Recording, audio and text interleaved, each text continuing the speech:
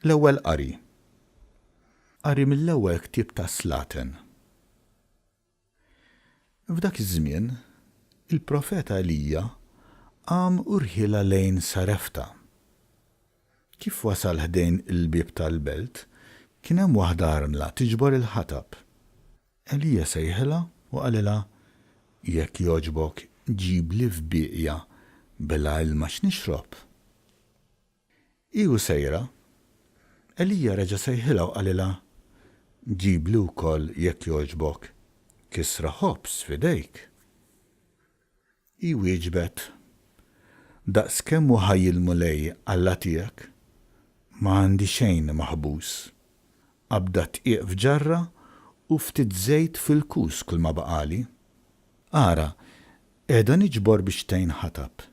Issa nħejji xi ħaġa għalija u għal-ibni, imbagħad nikluha u mmutu.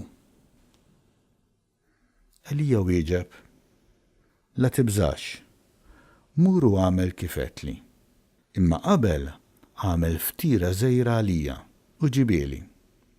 Imbagħad għamel għalik u għal-ibnek.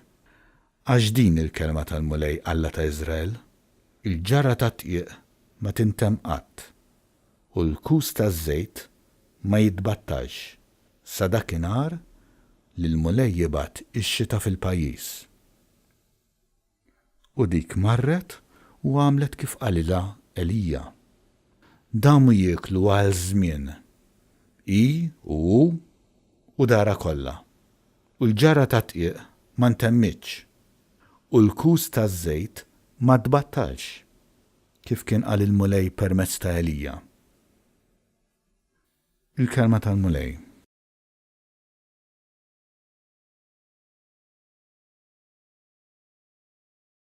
Salm responsorjali. Faħħar ruħ tiegħi il-mulej. Il-mulej jagħmel ħaq lil-maħqurin u jagħti l-ħobs lill-imġewħin.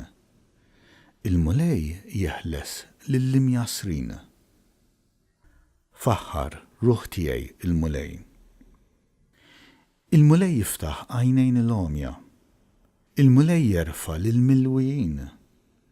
Il-mulej jħobb lill-ġusti. Il-mulej jaħares lill-barranin. Faħħar ruħ tiegħi il-mulej. Il-mulej iżomm lill-iltim u lill-armla. Imma l-ħżiena iħarbtilhom triqathom.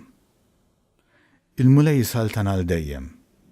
Alla tiegħek Sjon minn nisel għal nisel.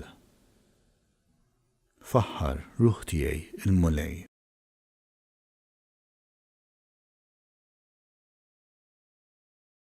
It-tieni qari. Qari mill-ittra lil-Lut. Kristu ma daħalx f'santwarju magħmul bidejn il-bnedmin li hu biss ġbija tas-santwarju veru, imma daħal fis-sema stess biex issa jidher għalina quddiem Alla. U daħal hemm mhux biex minn żmien għal żmien joffri lilu nnifsu bħalma l-qassis il-kbir jidħol kull sena fis-santwarju biex joffri demm ħadd ieħor. Li kieku kien hekk, kien ikollu jbati ħafna drabi sa mill-ħolqien tad-dinja. Iżdissa der darba għal dejjem, meta waslet il-milja ta' żminijiet, biex ineħħi id-dnub bis-sagrifiċċju tiegħu innifsu. U kif hu miktub għal bnedmin li għandhom imutu darba biss u wara dan isir il-ġudizzju, hekk ukoll Kristu wara li joffri lilu nnifsu darba biss biex jitabba bid-dnubiet tal-kotra, għad jerġa' jidher darb'oħra, mhux biex ineħħi d-dnubiet, imma biex isalva lil dawk li qegħdin jistenneħu bil-ħerqa. Il-kelma tal-mulej.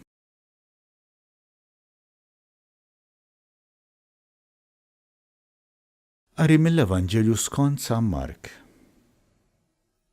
F'dak iż-żmien, Ġesu kien qiegħed jgħallem fit-tempju jgħid: iftħu għajnejkom mill-kittieba li jħobbu iduru mat-toroq bil-biss twal jixtiequ min iselmilhom fil-pjazzezz u fis-sinagogi joqogħdu fis-siġġiet ta' quddiem u fil-postijiet ewlenin fil-pranzijiet iberbqu ġiet ir-romol u mbagħad tal-wiċċ in-nies idumu ħafna jitolbu. Dawn jieħdu kundanna aktar qiebsa. Ġesu kien qiegħed biswiet it-teżor. Iħares u jara xi flus jitfgħu n-nies fit-teżor. Bosta għonja bdew jitfgħu ħafna. Resqet waħda armla fqira u tefet biċċtejn żgħar, jiġifieri xi 2 ċenteżmi. U sejjaħ lid-dixxipli tiegħu qalilhom: tassew ngħidilkom li din l-armla fqira tefet iktar minn dawk kollha li tefgħu fit-teżor. Għax dawk kollha tefgħu miż-żejjed tagħhom. Imma hi fil-faqar tagħha tefet kull ma kellha, dak kollu li kellha biex tgħix. Il-kelma tal-Mulej.